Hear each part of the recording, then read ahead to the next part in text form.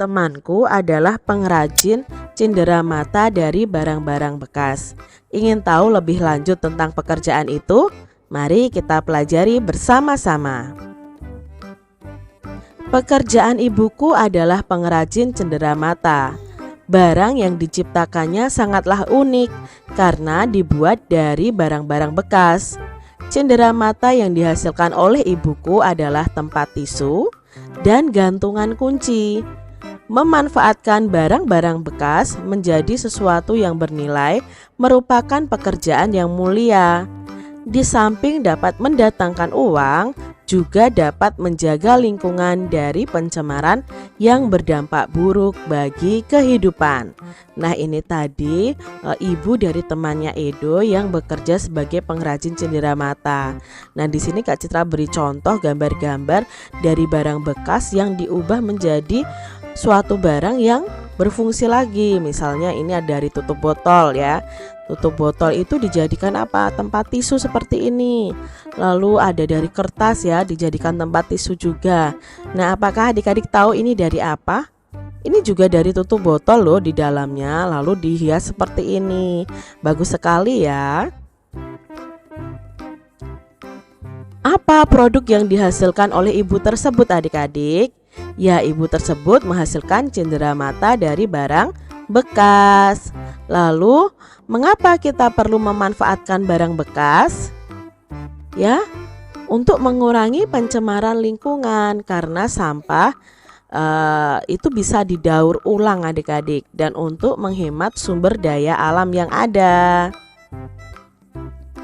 Sikap apa yang bisa dicontoh dari pengrajin barang bekas tadi adik-adik? Nah, sikap yang bisa kita contoh adalah sikap peduli terhadap lingkungan dan sikap peduli terhadap pelestarian sumber daya alam. Mengapa mereka peduli lingkungan? Karena mereka mengambil sampah yang sudah tidak bisa terpakai, itu mereka daur ulang ya, untuk dijadikan bahan kerajinan adik-adik. Seorang pengrajin barang bekas itu mengolah barang bekas atau sampah menjadi benda yang bisa dijual dan menghasilkan uang. Selain itu, pekerjaan ini juga mengurangi tumpukan sampah yang ada di sekitar kita. Mengolah sampah itu bisa kita lakukan dengan berbagai cara loh adik-adik. Cara yang pertama, kita bisa mengurangi pemakaiannya. Istilah ini dikenal dengan nama reduce atau mengurangi. Sebisa mungkin kita kurangi penggunaan kemasan. Semakin banyak kita menggunakan kemasan barang, semakin banyak sampah yang dihasilkan. Maka adik-adik saat ini itu ada gerakan tanpa plastik adik-adik. Jadi ketika kita berbelanja kemanapun tidak boleh memakai plastik ya, kita membawa tas ya, membawa tas sendiri untuk berbelanja. Itu termasuk dalam tahap mengurangi pemakaian. Nah, di sini nanti ada 3R plus 1R ya. Yang pertama adalah reduce. Reduce itu artinya mengurangi pemakaian ya, mengurangi pemakaian barang yang bisa mengakibatkan sampah. Nah, cara yang kedua adalah reuse ya. Kita bisa memakai kembali. Jadi reuse ini memakai kembali. Sebisa mungkin pilihlah barang-barang yang bisa dipakai kembali.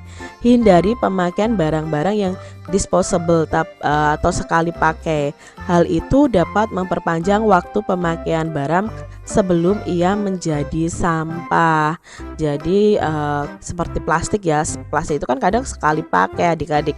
Nah, itu kita harus kurangi, kita pakai sesuatu yang bisa kita pakai kembali. Nah, misalnya kayak tadi mau berbelanja ke pasar, ya kita membawa tas sendiri adik-adik ya, tas dari kain seperti itu.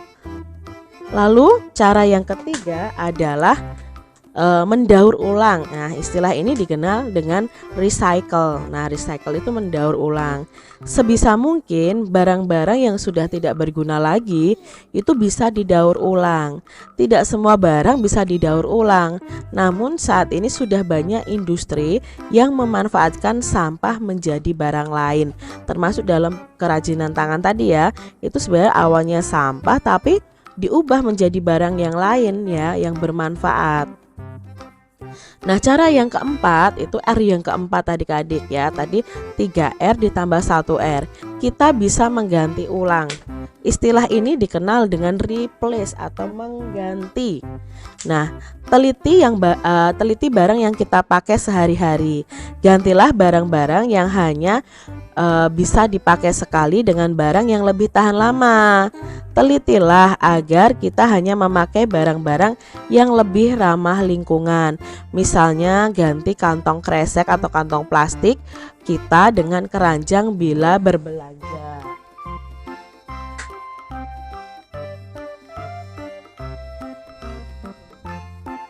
Buatlah peta pikiran berdasarkan teks tadi adik-adik.